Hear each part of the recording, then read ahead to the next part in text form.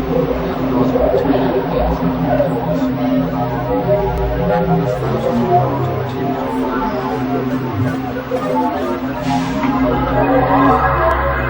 cannot rule out the possibility that creatures who may well be superior to us are interested in what is happening on our Earth. I don't have to tell you things are bad. Everybody knows things are bad. The dollar buys a nickel's worth. Banks are going bust. Shopkeepers keep a gun for the cutters. Punks are running wild in the streets. There's nobody anywhere seems to know what to do, and there's no end to it. We know the air is unfit to breathe. Our food is unfit to eat. We sit watching our TVs while some local newscaster tells us it's happening. We had 15 homicides and 63 violent crimes. That's the way it's supposed to be. We know things are bad. Worse than bad. They're crazy. It's like everything everywhere is going crazy, so we don't go out anymore. We sit in the house, and slowly the world we're living in is getting smaller, and all we say is, please, at least leave us alone in our living room. Let me have my toaster and my TV and my field-mounted radios, and I won't negative. Leave us alone. We hope you enjoy playing your game. Now it's time to play ours. The coming year will present many hardships for you in your way of life that you so heartlessly enjoy at the cost of billions of people on this planet. We recommend looking within yourself and finding what humanity may remain inside the calloused heart of yours. This will make your transition easier. You have committed countless atrocities against the people of this planet and the planet itself in a conquest for power, control and wealth. You have manipulated your peoples, acting under the guise of their best interests and safety, all the while furthering your own personal agenda. Your crimes against humanity will be counted. What do we desire? A more promising way of life, free of the constraints society has laid upon us. Free of the division. A world with more transparent governments that work for the people, instead of against them. Where peace officers are serving the people once again rather than the establishment. A world where we can evolve as a world community, and the sense was once and set our differences with nothing more than true diplomacy. We wish to have less corporate influence in our countries and in our daily lives. We want to see the return of Main Street and the gradual containment of Wall Street. And most certainly, we desire the ability to control our own economy by removing the powers that have been granted to the world banks and ridding the world of their paper currencies. To sum the many ideas we share into one statement, we desire a world that works together as human beings in the better interests of the people, decided by the people rather than a world divided by race and nationality that functions solely for wealth and conquest. 2012 is not the end of the world as some may believe. It is the end of our enslavement to the establishment. The end of the bankers' rule, the corporate control, the capitalist destruction.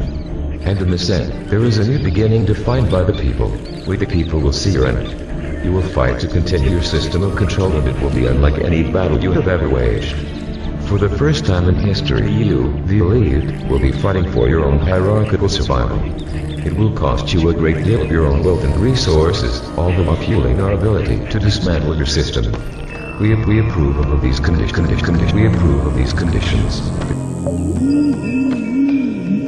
Greetings, we are anonymous. This is another wake-up call. This is the second video in a series to show the world what's going on in America. There can be little doubt that America, along with the West as a whole, is being set up for a total collapse in which life as we know it will be fundamentally altered and rebuilt around a collectivist model, managed and controlled by the same criminals who engineered the crisis in the first place. America has been targeted for an economic, military, and social destruction by globalists. We know that to get people to accept a new way of life under the heel of the New World Order requires that the pillars of everything they knew before are completely pulverized.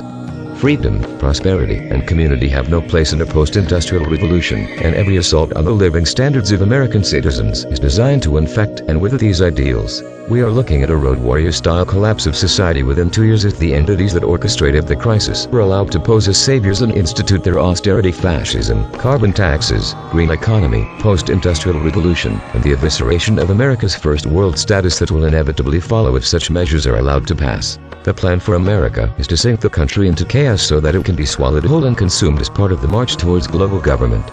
The globalists want to do to America what they have done to the third world, by creating an underclass of impoverished and deprived citizens who are dependent on government for their every need.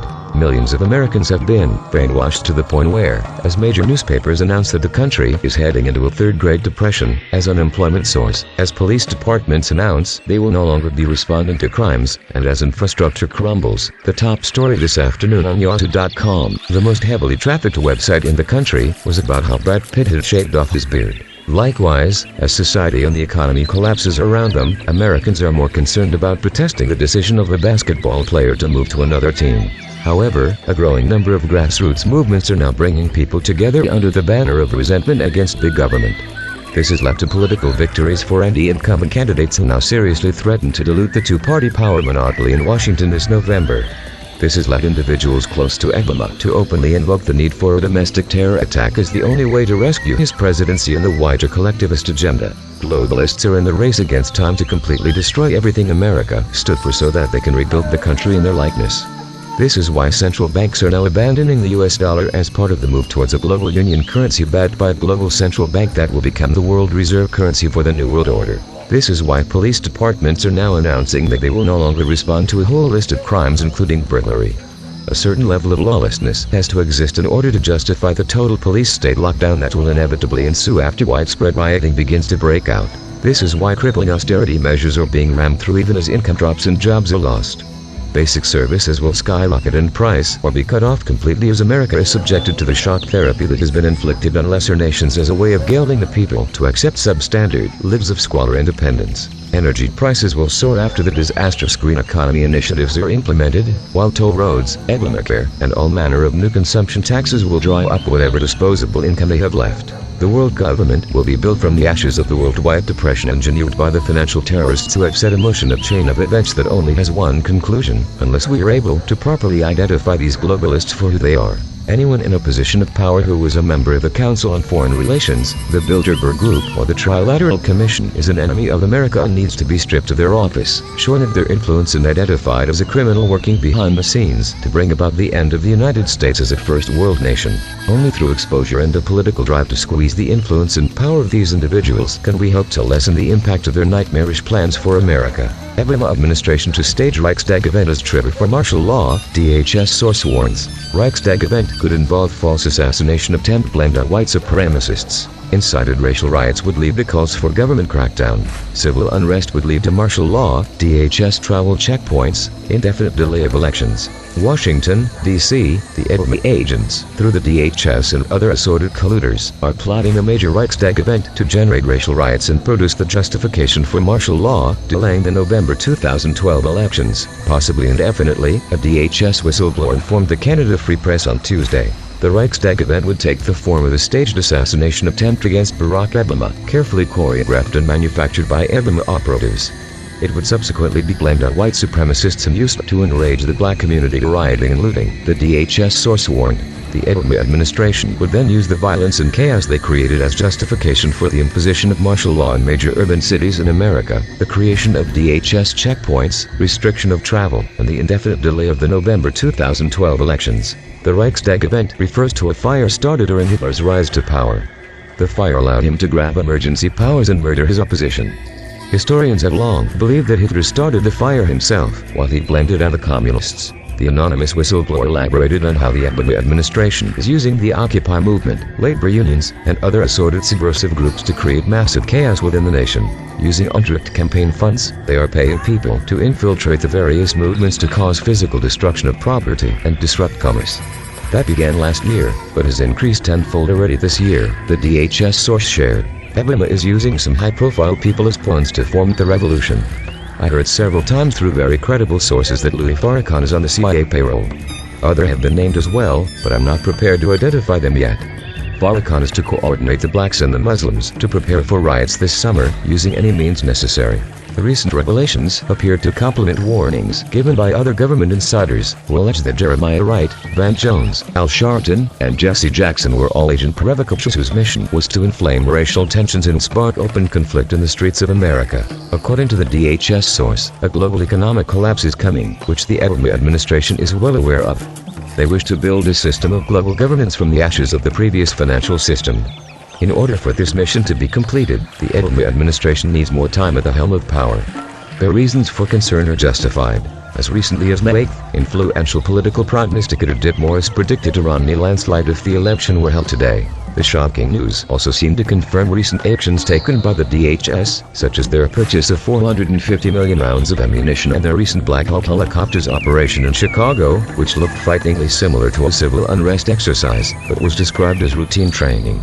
The concept of a staged assassination attempt against Barack Obama is not new, as well. It was first voiced by a knowledgeable White House insider known only as W.H.I. Alstroman. So what is it? Pull what off? Insider. A manufactured threat against the President of the United States. Something easily digested by the media and the American public. Not a real threat, something totally of their own making. They will use it if they need to, got no doubt whatsoever about that. Jared has approved the idea and did so a long time ago. There were whispers of it during the 2008 campaign. McCain was so god-awful it never reached a serious consideration, but the plan was discussed. If needed, they were willing to go that route. It would be the ultimate use of the race card in the history of American politics. And it would likely work if they got away with it. Alstroman. They would go that far. Risk something like that? Insider. You don't need to ask that question. Not after what we've discussed this past year. Not after what I've told you has proven out over and over again. So stop asking the fool-in question. You need to accept the fact, if you haven't done so yet, you need to accept the fact these people are playing for keeps.